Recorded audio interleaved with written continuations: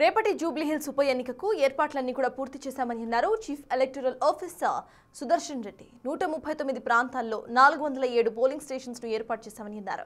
5 model polling stations వద్ద ఏర్పాట్లు చేసినట్టుగా తెలిపారు. ఇక 68 క్రిటికల్ పోలింగ్ స్టేషన్ల వద్ద సిఆర్పీఎఫ్ తో భద్రతను ఏర్పాటు చేశామని అన్నారు. ఫిర్యాదుల కోసం 24 గంటలు కూడా కంట్రోల్ రూమ్ అందుబాటులో ఉంటుందని, 1950 నంబర్కు గనక ఫోన్ చేస్తే దాని ద్వారా మీరు ఫిర్యాదు చేయవచ్చని తెలిపారు.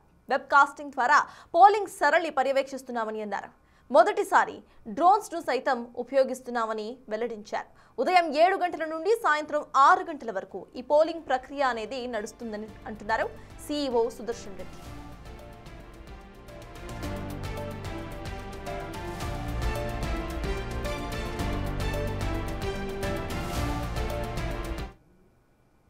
పదకొండవ తారీఖు జరగబోయే ఉప ఎన్నికలకు అన్ని విధాల ఏర్పాట్లు పూర్తి చేయడం జరిగింది.